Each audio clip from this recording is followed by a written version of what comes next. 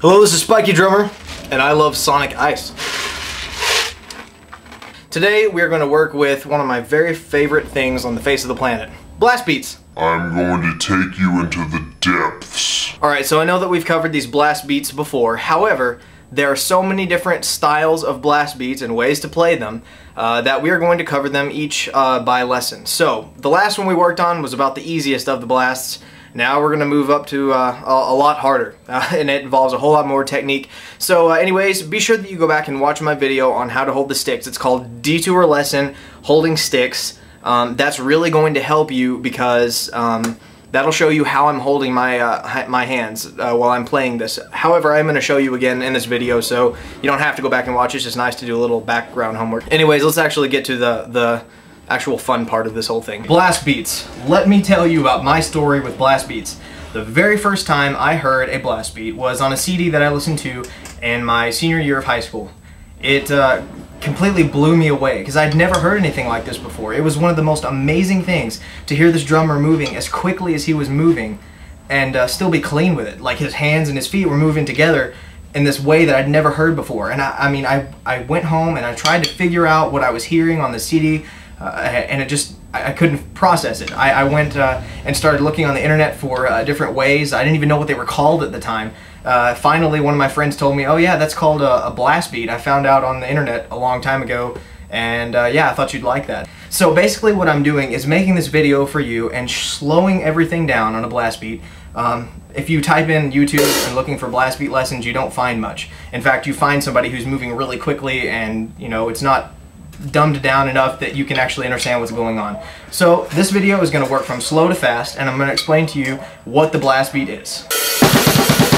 Since the blast beat is one of those things where it's a whole jumbled mess of different things and your feet are doing one thing, your hands are doing another, I'm going to show you individually what each thing is going to be doing at a pretty slow speed. First of all, with a good blast beat, you're going to have a double bass pattern going at about a 4/4 time signature, and of course it changes with every different blast, but for this particular blast that we're working on, you're going to be going something like this. When you have a good solid double bass pattern about that speed, you know that you've got the feet going exactly how you're going to have them going through the entire beat. The next thing you're going to have to work on is what the snare is going to be doing. The snare, again, you're going to be using only one hand on your snare in order to free up the left hand. You're going to have your left hand matching the hits on the bass, just like this. This is the most difficult part of the drum beat because your hand has to do something that would be normally more comfortable both hands doing. That's the whole magic of this drum beat, is that it sounds inhuman. There's a trick to this, and a lot of people call it flying fingers or whatever. I don't have a name for it, but the technique is creating a fulcrum on the drumstick with your two fingers here, your thumb and your forefinger, and using the other three fingers to make yeah, you can see it. If you see my three fingers there, you're making it, you're using it to push the stick down, creating this part of the stick, push the stick up actually, and making this portion of the stick move down. Now, that seems easy enough, except for when you put it on your snare, you're going to get a little bit of a bounce. I had to sit and practice this on a practice pad for a good long time before I was able to get a good clean single strike out of my right hand. It's really, really hard to do because you have to time it right. Now, a lot of you will probably run into this. You're going to have a lot of sloppiness on the snare. You're not going to have the same times hitting, and it's going to be off. But you have to basically sit down and practice like this. Take your right hand, which is going to be your blast hand, and get your feet going like this. Once you've got your feet going like that, then try to start matching the different bass hits with your snare. Notice all I'm doing in this drum beat is hitting the double bass at a right, left, 16th note pattern, and I'm matching the double bass with the snare. And that's all there is to the right hand and the feet. Now, a lot of different blasts require you to do this with both hands. Today we're only going to talk about the right hand, and then I'll get back to you on the other hand, which is an even harder blast to execute, and then there's even harder blasts after that, and trust me, I'll get to you on that. But first, let's just start slow, let's start even, and start with the right hand blasting, and that's it. All I want your left hand doing is just cutting the time in half with your snare. If your snare is hitting 2, you should be hitting 1 on the left hand, just like this. So this kind of shows you what your right and left hands are going to be doing. Okay, so to complete the practice and work with the double bass and the right hand and the left hand, you just take everything that we just did right there, the right and the left hand, and then add the double bass to it so that your snare is matching the double bass.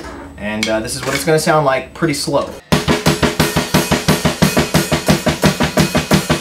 So once you have that at a slow pace, just start speeding it up, and it's going to sound something like this.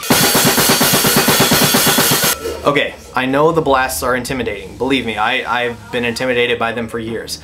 I was so intimidated by them and loved them at the same time that I heard them even in my ringtones on my cell phone. If I'd hear a ringtone that's going da-da-da-da-da-da, I would think, oh, blast beat. So believe me, I understand if you become obsessed with these and hate these at the same time because they're so difficult.